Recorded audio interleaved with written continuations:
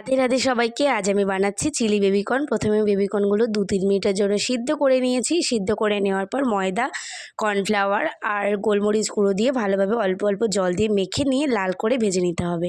ভেজে নেওয়ার পর যে গ্রেভি মতো তৈরি করব তার জন্য আমাদের একটু আদা কুচি আর দিয়ে দেবো ক্যাপসিকাম, তার মধ্যে দিয়ে দেবো ভেজে রাখা বেবিকর্নগুলো। তারপরে দেবো হলো সোয়া সস, চিলি সস আর টমেটো সস দিয়ে একটুখানি ভিনিগার দিয়ে গোলমরিচ গুঁড়ো দেবো। গোলমরিচ গুঁড়ো দিয়ে দিয়ে দেবো অল্প আজিনামোটর। ভালোভাবে একদম লো ফ্লেমে তারপরে নেড়েচেড়ে নিতে হবে।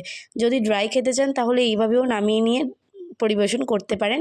আর যদি একটু গ্রেভি গ্রেভি খেতে চান তাহলে কর্নফ্লাওয়ার গলানো জল দিয়ে ভালোভাবে একটুখানি লো ফ্লেমে নেড়েচেড়ে নিতে হবে।